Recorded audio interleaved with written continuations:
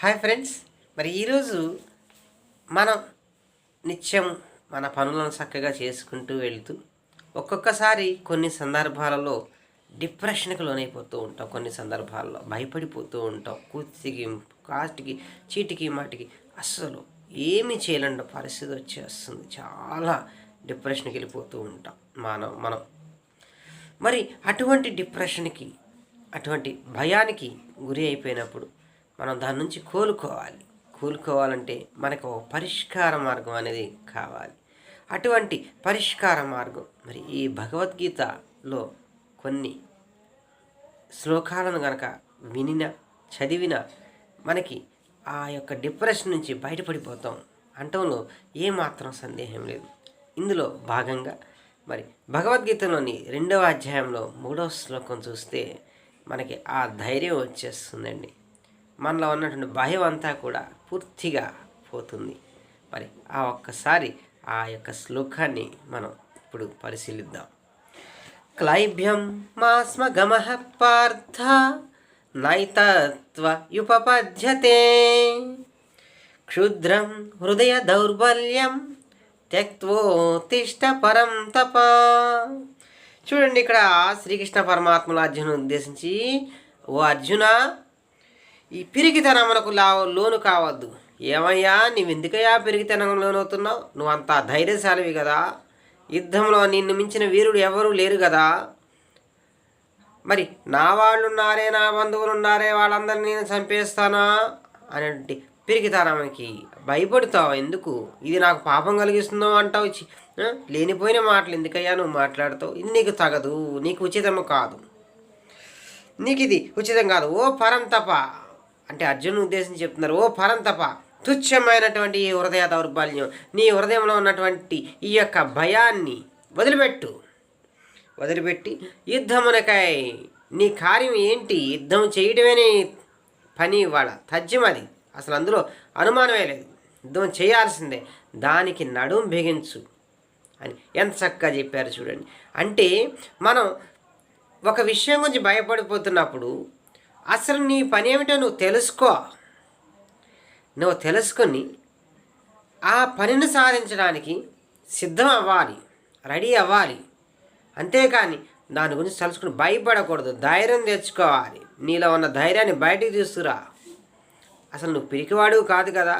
నీలో ఉన్న హృదయంలో ఉన్నటువంటి ఆ దౌర్బల్యాన్ని వదిలిపెట్టేసి, ఇది ప్రతి మనిషికి భగవంతుడు ఇచ్చేటువంటి ధైర్య వచనములండి. మరి ఇలా ప్రతి వ్యక్తి కూడా ఇలా అనుకోవాలి. అయ్యో, ఒక విద్యార్థి వాళ్ళు చదివే తరగతిలో పాస్ అవ్వాలి, మంచి ర్యాంక్ తెచ్చుకోవాలి, భయపడిపోతాడేంటి? ఎందుకు భయపడాలి? నువ్వు చదివిన దానికి నువ్వు చక్కగా చదువు, పూర్తిగా నిష్ఠతో చేస్తే ఆటోమేటిక్ రిజల్ట్, నీకు ఎటువంటి ప్రశ్న ఇచ్చినా నువ్వు చక్కగా రాయగలవు కదా. నీకెందుకు భయం? భయపడకూడదు. నీ పని నువ్వు కరెక్ట్గా చెయ్యి, ఖచ్చితంగా రిజల్ట్ వస్తుంది. అలాగే ప్రతి వ్యక్తికి ఇది ఖచ్చితంగా వర్తిస్తుంది. ఎవరి పనిలో వాళ్ళు చక్కగా చేసినట్లయితే, సక్రమంగా పూర్తి బాధ్యతతో చేసినట్లయితే ఆ పనికి సంబంధించినటువంటి ఫలితము చక్కగా వస్తుంది. ఇందులో ఏమాత్రము కూడా అనుమానమే లేదు. అటువంటప్పుడు భయపడాల్సినటువంటి అవసరము కూడా లేదు. మరి భయం ఎందుకు వస్తుంది? మనం సరిగా చేయకపోతే కదా భయపడేది. కాబట్టి ఆ హృదయంలో ఉన్నటువంటి భయాన్ని వదిలిపెట్టాలి. ఖచ్చితంగా ఫలితం కోసం ముందు ఆశించుకో, నీ పన్ను సక్రమంగా చేయి అనేటువంటి విషయం మనకి ఈ శ్లోకంలో తెలుస్తుంది. చూడండి, అర్జునుడికి ఎంత ధైర్యం చెప్తున్నారు ఆయన శ్రీకృష్ణ పరమాత్మ. మరి అలాగే ఇది ప్రతి వ్యక్తికి చెప్తున్నటువంటి వచనములండి. మరి ఇంత గొప్ప శ్లోకములు, గొప్ప పలుకులు మరి భగవద్గీతలో ఉన్నాయి. మనకి ఎటువంటి సమస్య వచ్చినా సరే పూర్తిగా మనం పోగొట్టుకోవచ్చు. చూడండి, డిప్రెషన్కి ఉన్నప్పుడు మనం ఎలా పోగొట్టుకున్నాం?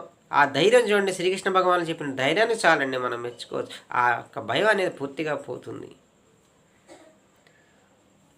కాబట్టి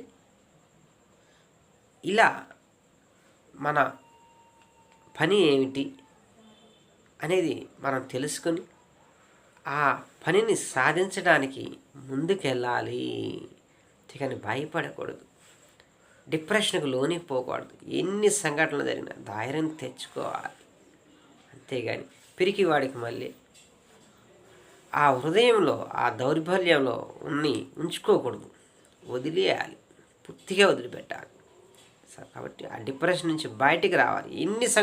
ఎన్ని అవాంతర సంఘటనలు జరిగినా సరే ముందు భయపడకూడదు. అది భయపడకుండా ఉన్నా అంటే భగవంతుని యొక్క వచనములు పలుకులు వినాల్సిందే, భగవద్గీత చదవాల్సిందే. ఇటువంటి గ్రంథాలు ఎన్నో ఉన్నాయి మనకి, పవిత్రమైనటువంటి గ్రంథాలు. అన్నింటిని చూస్తే మనకి ఎంతో ధైర్యం వస్తుంది, మనం డిప్రెషన్కు లోను కాము. మరి ఈ యొక్క వీడియో కనుక మీకు నచ్చినట్లయితే మరి మీ బంధువులకు, స్నేహితులకు అందరికీ కూడా షేర్ చేసి దీన్ని ఇక్కడ సబ్స్క్రైబ్ చేసి బెల్ సింబల్ క్లిక్ చేస్తారని మనవి చేస్తూ బాయ్ ఫ్రెండ్స్.